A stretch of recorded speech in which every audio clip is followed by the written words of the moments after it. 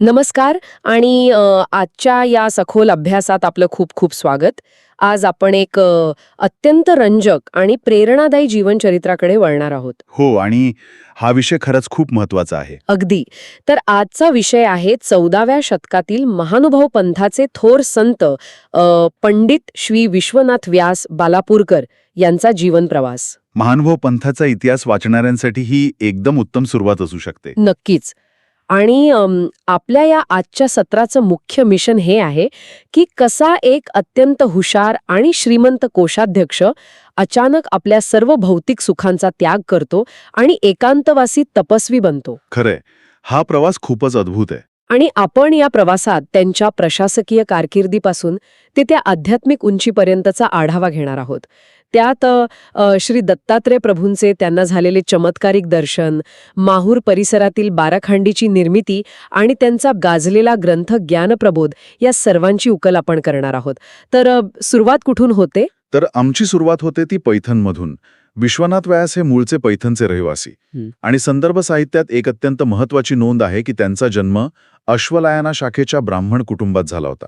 अश्वलायना शाखा म्हणजे वेदाध्ययनाची एक खूप कठोर परंपरा ना. अगदी बरोबर. अश्वलायना शाखा ही बौद्धिकदृष्ट्या अत्यंत प्रगत आणि कठोर परंपरा मानली जाते. म्हणजे त्यांना लहानपणापासूनच तर्कशास्त्र, तत्वज्ञान आणि भाषेचा सखोल अभ्यास मिळाला होता. म्हणजे बुद्धिमत्ता मुळातच खूप तीक्ष्ण आणि विश्लेषणात्मक होती. म्हणजे एवढी मोठी बौद्धिक बैठक असलेला हा माणूस सुरुवातीला अध्यात्मात नव्हता, तर एकदम गुंतागुंतीच्या प्रशासकीय सेवेत अडकला होता. हेच मला खूप विलक्षण वाटतं, कारण माझ्या वाचनात आलंय की ते बिदरचे एक श्रीमंत कंत्राटदार लाड कमराज यांचे कोषाध्यक्ष म्हणून काम पाहत होते. हो, म्हणजे आजच्या भाषेत सांगायचे तर ते एक प्रकारे चीफ फायनान्शियल ऑफिसर किंवा CFO होते त्या काळचे. पण 14व्या शतकातले हे काम नेमके कसे असायचे? कारण तेव्हा तर बँक अकाउंट्स वगैरे नव्हते. तिथेच तर मग आहे. त्या काळात रोख रकमेत महसूल गोळा करण्याची पद्धत नव्हती. जमीन महसूल हा प्रामुख्याने धान्याच्या रूपात वसूल केला जायचा. म्हणजे धान्य गोळा करायचे. अगदी. आणि याचा एक मोठा ठेका किंवा कंत्राट असायचा. लाड कमराजे खूप प्रबळ श्रीमंत गृहस्थ होते. त्यांनी ही ठेकेदारी घेतली होती. आता कल्पना करा, हजारो एकर जमिनीवर पिकालेलं धान्य गोळा करणे, त्यासाठी मोठमोठी कोठारी बांधणे. बापरे, म्हणजे एवढ्या धान्याची साठवणूक? हो, आणि ते खराब होऊ न देणे, त्याचं वितरण, बाजारात विक्री आणि राज्याचा हिस्सा आणि स्वतःचा नफा या सगळ्याचा अत्यंत अचूक हिशेब ठेवणे, ही एक प्रचंड तणावपूर्ण नोकरी होती. आणि हे सगळं काम विश्वनाथ व्यास पाहत होते. हो, ते या पूर्ण महसूल व्यवस्थेचे प्रमुख होते. सतत डोक्यात आकडेमोड चालायची त्यांच्या. म्हणजे एकीकडे त्यांच्या ती अश्वालयाना शाखेची वैराग्यशील आणि तत्वज्ञानी वृत्ती आहे, आणि दुसरीकडे रोज हजारो टन धान्य आणि संपत्तीचा हिशेब. हा तर एक मोठा संघर्ष असेल त्यांच्यात. अगदी खरंय. आणि या संघर्षाचा पुढे जाऊन एक मोठा स्फोट झाला. हो, कारण नोंदी अशी आहेत की त्यांना थेट कायद्यात जावं लागलं. एक अत्यंत हुशार, प्रामाणिक कोषाध्यक्ष अचानक तुरुंगात का जातो? याची दोन प्रमुख कारणे संदर्भात सापडतात. पहिले कारण थोडे व्यावहारिक आहे. लाड कामराजांना असा संशय आला होता की एवढ्या मोठ्या आर्थिक व्यवहारात कोठाऱ्यातील धान्यात काहीतरी अफारातफार झाली आहे. संशय. पण दुसरे कारण खूपच मानवी स्वभावाचं दर्शन घडवतं. आपण बोललो ना की विश्वनाथ व्यास हे प्रचंड बुद्धिमान होते. त्यांना प्रत्येक गोष्टीचं विश्लेषण करण्याची सवय होती. हो. तर ते फक्त हिशेब ठेवून थांबले नाहीत. ते थेट मालकाला म्हणजे कामराजांनाच बुद्धीच्या गोष्टी सांगू लागले, सल्ले देऊ लागले. म्हणजे थोडक्यात बॉसपेक्षा जास्त हुशार असणं हे त्यांच्या अंगाशी आलं. तसंच काहीसा. त्या काळात मालक आणि नोकर यांच्यात एक मोठी दरी असायची. कामराजांना वाटलं, माझा नोकर मला शहाणपणा शिकवतोय. त्यांचा अहंकार दुखावला गेला. बापरे. पैशाचा संशय आणि दुखावलेला अहंकार या दोन्ही गोष्टी एकत्र आल्या आणि संपात कामराजांनी त्यांना थेट कायद्यात टाकला. हा त्यांच्या आयुष्यातला पहिला मोठा टर्निंग पॉइंट आहे. पण ही तुरुंगवासाची घटना साधी नव्हती. मी वाचलं की त्यांना सोडवण्यासाठी खूप प्रयत्न झाले. कामराजांच्या पत्नीनं सुद्धा विनंती केली, पण त्यांनी ऐकलं नाही. मग ही बातमी आचार्य कमालाकर मुनींपर्यंत पोचली. हो, जे त्यांचे पहिले गुरु होते. तर त्यांनी जी भूमिका घेतली ती मला खूप वेगळी वाटली. एक गुरु आपल्या शिष्य संकटात असताना स्वतः तिथे का नाही गेले? बघा, कामालाकर मुनींची भूमिका ही अत्यंत तार्किक होती. आपण संतांना फक्त भावनिक म्हणून बघतो, पण त्यांनी थंड डोक्याने विचार केला. कसा म्हणजे? त्यांना समजलं की कामराजांचा अहंकार आता शिगेला पोचला आहे. त्यांनी विचार केला, जो माणूस स्वतःच्या पत्नीचे ऐकत नाही तो माझे काय ऐकेल? मी तिथे गेलो आणि त्याने माझाही अपमान केला तर प्रश्न सुटण्याचा ऐवजी अधिक चिघरेल. अगदी व्यावहारिक विचार. म्हणजे भावनेच्या आहारी न जाता मार्ग काढला. हो, आणि मग त्यांनी ही जबाबदारी दुसरे गुरु शिव्यास गुर्जर यांच्यावर सोपवली. मग शिव्यासांनी हे प्रकरण कसे हाताळले? त्यांनी काय केलं? इथे त्या काळातील सामाजिक आणि धार्मिक आदराचा एक उत्तम वापर दिसतो. लाड कमराज हे मुळात श्री अचल मुरारी बासांचे शिष्य होते. म्हणजे येथे महानुभाव पंथाच्या विचारधारेतीलच होते. म्हणजे त्यांना संत सज्जनांचा आदर होता. अगदी. जेव्हा गुरु शिव्यास बिदराला कमराजांच्या घरी आले तेव्हा कमराजांना खूप आनंद झाला. त्यांनी खूप आदर सत्कार केला, भोजनाची मोठी पंगत बसवली. आणि मग काय झालं? पण नाट्यमय वलन तेव्हा आलं जेव्हा पंक्तीत बसल्यावर शिव्यासांनी अन्नाचा एक कणही ग्रहण करण्यास स्पष्ट नकार दिला. ते तसेच बसून राहिले. हे तर आजच्या काळातील उपोषण किंवा हंगर स्ट्राईकच झालं. पण त्या काळात याचा किती मोठा प्रभाव असायचा? प्रचंड प्रभाव असायचा. 14व्या शतकात आणि त्यातही एक पूजनीय संताने यजमानाच्या घरी अन्न नकारणे हे अत्यंत अपमानास्पद आणि महापाप मानले जायचे. समाजाच्या दृष्टीने ती एक खूप मोठी नमुष्की होती. म्हणजे कमराज पूर्ण अस्वस्थ झाले असणार. अगदी. ते घाबरले. त्यांनी विचारलं की माझी काय चूक झाली आहे? मग शिव्यासांनी आधी त्यांच्याकडून वचन घेतलं आणि अट घातली की जोपर्यंत तुम्ही विश्वनाथाला कायदेतून मुक्त करून माझ्या शेजारी पंक्तीला बसवत नाहीत तोपर्यंत मी पाण्याचा घोटही घेणार नाही. क्या बात आहे. ही तर एकदम मास्टरमाइंड खेळी होती. कमराजांकडे आता नकार देण्याचा मार्गच उरला नव्हता. हो, नाईलाजाने त्यांना विश्वनाथाची सुटका करावी लागली. पण मला एक सांगा, जेव्हा विश्वनाथ व्यास बाहेर आले आणि त्यांनी पाहिलं की त्यांचे गुरु त्यांच्यासाठी उपाशी बसले आहेत, तेव्हा त्यांच्या मानसिकतेत काय बदल झाला असेल? हाच तो क्षण होता जेव्हा त्यांच्या आत वैराग्याचा पूर्ण उदय झाला. त्यांना कळून चुकलं की या भौतिक जगात सत्तेसाठी, संपत्तीसाठी फक्त अहंकार आणि स्वार्थ आहे. या जगाचा काहीही भरवसा नाही. त्यांनी तिथेच निर्णय घेतला की आता या संसाराचा कायमचा त्याग करायचा. मग ते दोन्ही शिव्यास आणि विश्वनाथ व्यास पैठणला आले. आणि तिथे कमालाकर मुनींकडे आले. हो, आणि कमालाकर मुनींनी खूप उदारतेने परवानगी दिली की शिव्यासांनी त्यांना स्वतःच्या नावाने संन्यास दीक्षा द्यावी. अशा प्रकारे कोषाध्यक्ष अधिकृतपणे संन्यासी झाला. पण त्यांची कसोटी इथे संपत नाही. संदर्भांमध्ये एक असा प्रसंग आहे जिथे त्यांच्यासमोर अजून एक प्रबळ सत्तेची ऑफर आली होती. हो, अगदी खेळी विषय आहे हा. संन्यास घेतल्यावर विश्वनाथ व्यासांनी ब्रह्मविद्याशास्त्राचा खूप अभ्यास केला. त्यांची ती अश्वलायन शाखेची बुद्धिमत्ता इथे खूप कमी आली. ती गुरु शिव्यासांना शास्त्र संशोधनात मोलाची मदत करू लागले.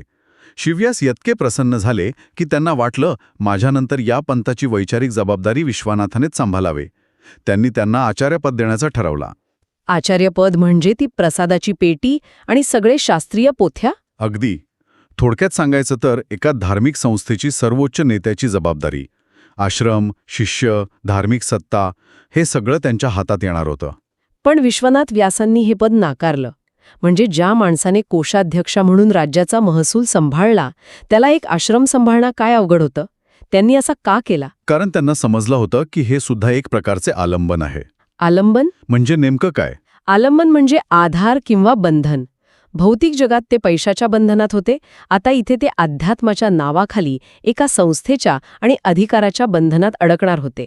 त्यांना एकदम शुद्ध निरालंबन अवस्था हवी होती.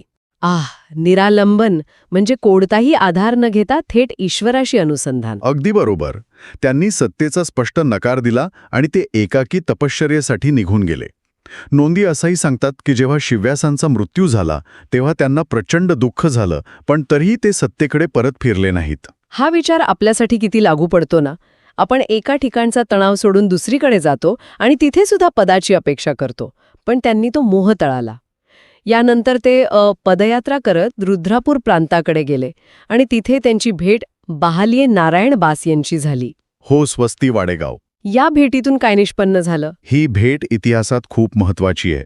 त्यांच्यात खूप साखोल शास्त्रीय आणि तात्विक चर्चा झाली. या वैचारिक देवाणघेवाणीतून विश्वनाथ व्यासांना साहित्य निर्मितीची प्रेरणा मिळाली आणि 1354 म्हणजे 1354च्या आसपास त्यांनी ज्ञानप्रबोध हा महान ग्रंथ रचला. ज्ञानप्रबोध याबद्दल मला नक्की ऐकायचं आहे, कारण संदर्भात खूप एक विस्मयकारक गोष्ट आहे. त्यांनी श्रीमद भागवद्गीतेतील केवळ 4 प्रधान श्लोक आधार म्हणून घेतले आणि त्यावर चिंतन करून तब्बल 1203 म्हणजे 1203 ओव्यांचा विस्तार केला. हे कसं शक्य आहे? हे खरंच अद्भुत आहे. या 4 श्लोकांना चतुर्श्लोकी गीता म्हणतात. यात संपूर्ण गीतेचे सार आहे. परमेश्वराचे स्वरूप, व्याप्ती, भक्ती आणि ज्ञान. विश्वनाथ व्यासांनी काय केलं?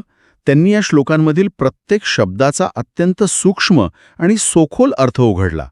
उदाहरणार्थ, जर भक्ती हा शब्द आला तर भक्तीचे प्रकार काय, त्यामागची मानसिकता काय, त्यातून मिळणारी शांती काय, या सगळ्यावर अनेक ओव्या रचल्या. म्हणजे ते शब्दांचा खेळ नव्हता, तर त्यांची ती आध्यात्मिक अनुभूती होती. अगदी. त्याने स्पष्ट केला की खरी आणि निष्काम भक्ती कशी निर्माण होते. या ग्रंथातून थेट परमेश्वराच्या सगूढ आणि निर्गुण स्वरूपाची ओळख होते. आणि याच काळात त्यांनी गद्या स्वरूपात ज्ञानचंद्रिका हा ग्रंथही लिहिला. हो, हे दोन्ही ग्रंथ त्यांच्या बुद्धिमत्तेची साक्ष आहेत. पण येथून त्यांचा प्रवास थांबत नाही. हो, ते मग माहूर परिसरात आले. आणि इथून एक अत्यंत अद्भुत आणि चमत्कारिक अध्याय सुरू होतो. नोंदींमध्ये आहे की त्यांना श्री दत्तात्रय प्रभूंचे दर्शन झाले. पण एक शब्द आहे, 32 लक्षणी मानवी वेशात दर्शन झाले. हे 32 लक्षणी काय आहे? 32 लक्षणी ही समुद्रिक शास्त्रातील एक मुख्य संकल्पना आहे. जेव्हा ईश्वर मानवी रूप घेतो तेव्हा ते सामान्य नसतं. त्या शरीरावर 32 शुभा आणि परिपूर्ण लक्षणे असतात, जसे अजानुबाहू, कमलाक्ष म्हणजे कमलासारखे नेत्र. विश्वनाथ व्यासांनी विंझाळी तळ्यावर खूप कठोर तपश्चर्या केली होती आणि त्यांच्या भक्तीला फळ आले. देहली खांडी येथे त्यांना थेट श्री दत्तात्रय प्रभूंचे या 32 लक्षणी अत्यंत परिपूर्ण मानवी वेशात साक्षात दर्शन झाले. बापरे, हा त्यांच्या आयुष्यातला किती परमोच्च क्षण असेल. आणि ह्या दर्शनानंतरच ती बाराखंडी निर्मिती झाली ना? हो, अगदी बरोबर. ज्या ज्या ठिकाणी हे दर्शन झाले आणि त्या परिसरात जिथे प्रभूंचा पदास्पर्श झाला, त्या माहूरच्या सभोवताली 12 कोसांच्या अंतरावर त्यांनी 1440 ते 1450 या काळात 12 मांडलिक स्थानांची निर्मिती केली. म्हणजे जावळे, लाख, दिग्राज, देहिली अशी ती गावं. हो, पुसाड, खरसी आणि इतरही आहेत. त्याचे वैशिष्ट्य म्हणजे ते प्रत्येक ठिकाणी 1 वर्ष राहत असत, तिथे तपश्चर्या करत आणि मग पुढच्या गावी जात. पण या मंदिरांच्या बांधकामात एक आर्किटेक्चरची किंवा स्थापत्यकलेची अत्यंत अद्भुत गोष्ट आहे. तिथे एक विशिष्ट झरोखा आहे जो फक्त हवेसाठी नाहीये. याच्या मागे काय संकल्पना आहे? हा झरोखा खरंच एक मास्टरपीस आहे. हा झरोखा अशा अचूक कोनात बांधलेला आहे की तुम्ही त्या 12 पैकी कोणत्याही स्थानावरून त्या झरोक्यातून पाहिला तर तुम्हाला श्री दत्तात्रय प्रभूंचे क्रीडास्थान असलेला सह्याद्री पर्वत अगदी स्पष्ट दिसतो. हे थक्का करणार आहे. 14व्या शतकात कोणतेही आधुनिक उपकरण नसताना एवढी अचूक रचना. हो, आणि याच्यामागे फक्त इंजिनिअरिंग नाही, तर एक खूप मोठा आध्यात्मिक प्रतीक आहे. कसं? झरोखा हे दर्शवतं की आपण वेगवेगळ्या ठिकाणी असलो, परिस्थिती वेगळी असली, तरी आपली दृष्टी कायम आपल्या आराध्य दैवताकडे, परमेश्वराकडेच केंद्रित असली पाहिजे. विश्वनाथ व्यासांची दृष्टी आयुष्यभर आराध्याकडेच होती. खूपच सुंदर रूपक आहे हे. आणि त्यांनी फक्त मंदिरं बांधून सोडलं नाही, तर त्या काळात खूप मोठा सामाजिक कार्यही केला. त्यांनी लोकांना सप्त व्यसनांपासून मुक्त केला. आज आपण व्यसन म्हणजे फक्त दारू समजतो, पण त्या काळातली ती सप्त व्यसने कोणती होती? त्या काळात 7 व्यसने मुख्य मानली जायची. जुगार खेळणे, मद्यपान, चोरी, परस्त्रीगमन, शिकार करणे किंवा प्राणीहत्या, खोटे बोलणे आणि संपत्तीचा अतिमोह बाळगणे. विश्वनाथ व्यासांनी समाजाला ह्या विघातक सवयींपासून बाहेर काढून एक शुद्ध भक्ती मार्गाला लावले. आणि मग शेवटी हिंगोलीजवळील बालापूर येथे त्यांनी आपला देह ठेवला. म्हणूनच त्यांना बालापूरकर म्हणतात. अगदी बरोबर. शाक्य 1360 मध्ये त्यांची प्राणज्योत मलावली. त्यांच्या या पूर्ण प्रवासाकडे पाहिल्यावर खरंच आश्चर्य वाटतं. एक माणूस किती विरोधाभासी गोष्टी अनुभवतो. प्रचंड संपत्ती, मग तुरुंगवास, मग संन्यास आणि शेवटी अत्यंत उच्च कोटीची भक्ती. माझ्या मते आजच्या आधुनिक जगातील श्रोत्यांना यातून खूप मोठा व्यावहारिक धडा घेता येईल. नक्कीच. सर्वात मोठा धडा म्हणजे आपण कशाला यश मानतो. विश्वनाथ व्यासांनी आपल्याला त्यागाचा खरा सामर्थ्य दाखवून दिला. हो, त्यांनी कोषाध्यक्षाची संपत्ती सोडली आणि मग आचार्यपदाची सत्ताही सोडली. कारण ते दोन्ही आलंबन होते. संपत्ती आणि सत्तेला आपण सुरक्षिता समजतो, पण ते एक सखल दंडच असतात.